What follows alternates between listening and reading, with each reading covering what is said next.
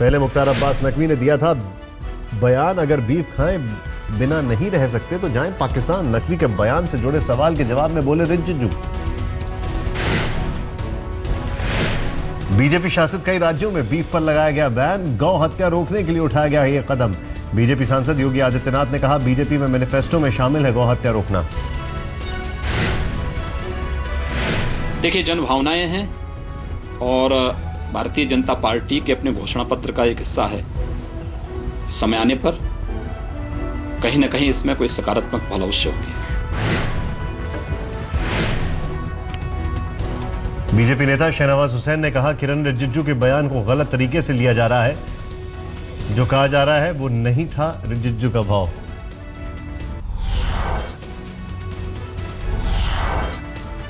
मुंबई में धार्मिक आधार पर भेदभाव का नया मामला सामने आया। मुस्लिम होने के कारण युवती को किया गया घर खाली करने के लिए मजबूर। वडाला की सोसाइटी। बाहरी दिल्ली के बेगमपुर में बीजेपी की जनसभा में हुआ अचानक हंगामा। सांसद उदित राज और पूर्व विधायक कुलवंत राणा के बीच मंच पर ही हुई तीखी नोकझोंक।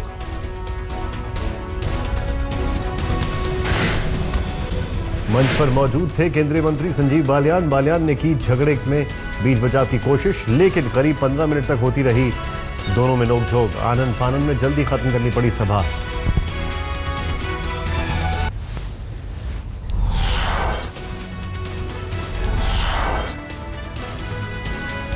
मोदी सरकार की सालगिरह के खिलाफ दिल्ली में आम आदमी पार्टी का प्रदर्शन। जंतर मंतर पर सैकड़ों की तादाद में पहुंचे आप कार्यकर्ता।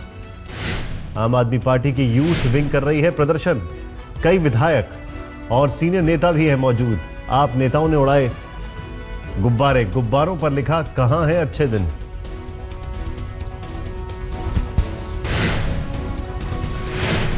संसद मार्ग पर मार्च कर रहे आम आदमी पार्टी के कार्यकर्ता। दिल्ली पुलिस ने किए सुरक्षा के पुख्ता इंतजामात।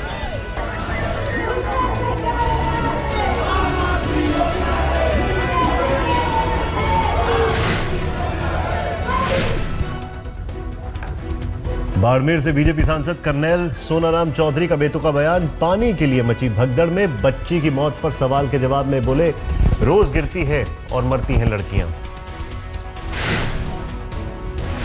एक बच्ची होगी तो गिर कल हो गया, गिर गई डेथ हो गई, क्या करें उसका बताओ। रोड डाल दो गिरती है, करती है, क्या वो क्या कर सकते। वहाँ पानी में डूब के मरती है वहाँ।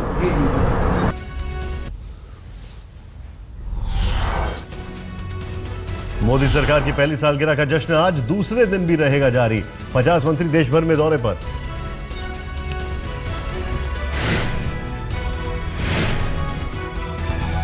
बीजेपी अध्यक्ष अमित शाह की सूरत में रैली। जनसभा में मोदी सरकार के कामकाज का देंगे ब्यौरा।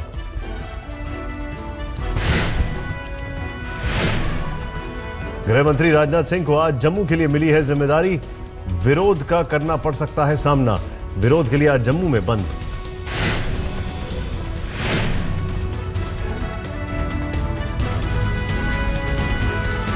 जम्मू से एम्स को श्रीनगर शिफ्ट करने के मुद्दे पर डॉक्टरों के कई गैर राजनीतिक संगठनों ने बुलाया है बंद। जम्मू में दिख रहा है बंद का असर। जम्मू की पैंथर्स पार्टी ने भी बीजेपी के खिलाफ खोला है मोर्चा। पैंथर्स पार्टी ने कहा है, बीजेपी पीडीपी गठबंधन में पीडीपी के सामने बीजेपी ने टेक दिए हैं घुटने। जम्मू की 24 सीट बीजेपी को देने के बावजूद सरकार केवल कश्मीर की हितैषी।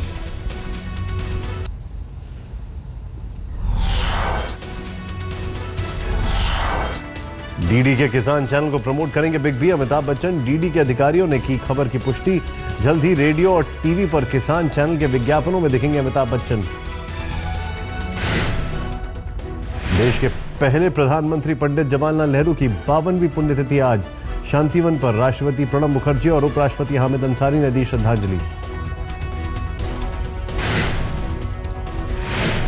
पंडित नेहरू के समाधि स्थल शांतिवन में कांग्रेसी नेताओं और कार्यकर्ताओं का भी लगा जमावड़ा। कांग्रेस अध्यक्ष सोनिया गांधी ने भी श्रद्धा सुमन किए अर्पित। पूर्व पीएम डॉक्टर मनमोहन सिंह भी पहुंचे। प्रधानमंत्री नरेंद्र मोदी ने भी दी पंडित नेहरू को श्रद्धांजलि। ट्वीट कर कहा, नहीं बुलाया जा सकता आजादी की जंग और बतौर प्रथम प्रधानमंत्री उनका योगदान।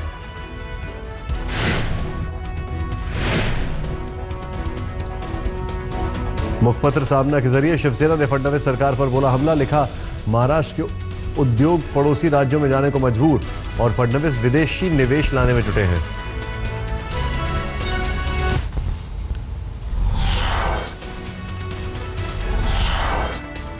फर्जी डिग्री केस में दिल्ली हाईकोर्ट पहुंचे दिल्ली के कानून मंत्री जितेंद्र तोमर, दिल्ली बार काउंसिल की कार्रवाई के खिलाफ स्टे की मांग।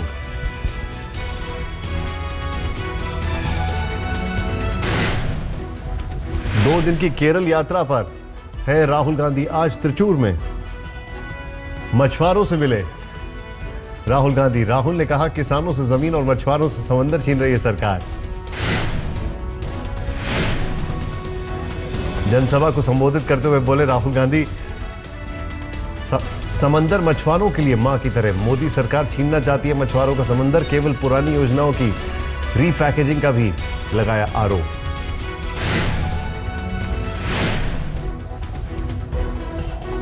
दिल्ली से कालीकट तक इकोनॉमी क्लास में राहुल ने किया विमान में सफर। विमान में राहुल को देखकर मुसाफिरों को लगी सेल्फी लेने की होड़।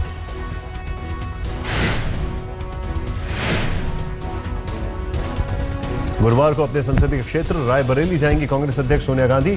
सोनिया से पहले आज रायबरेली पहुंचेंगी प्रियंका।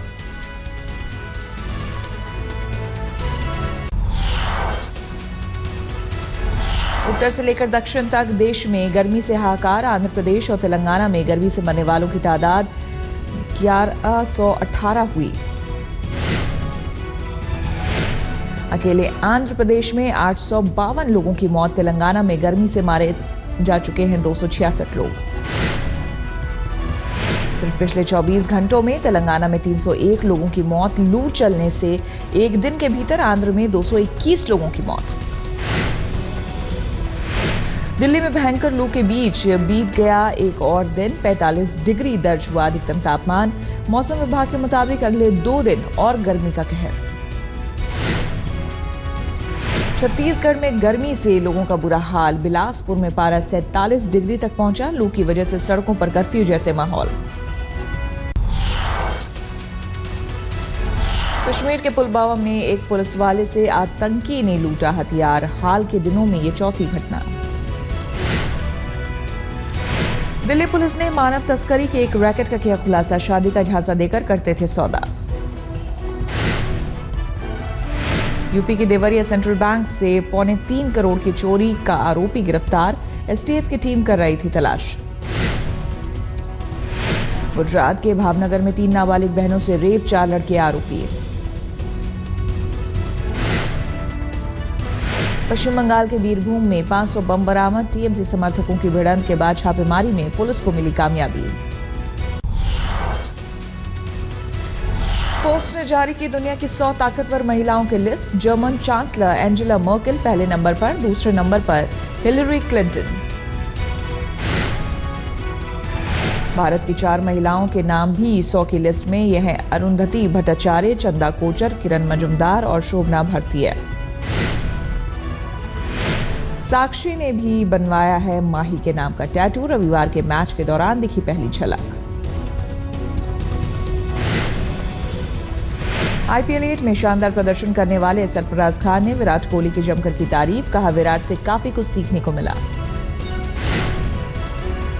6 साल बाद पाकिस्तान की धरती पर अंतर्राष्ट्रीय क्रिकेट मैच। जिम्बाब्वे के साथ पहला वनडे मुकाबला। पाकिस्तान ने जिम्बाब्वे को 41 रनों से हराया। शोएब मलिक ने शानदार 112 रनों की पारी खेली।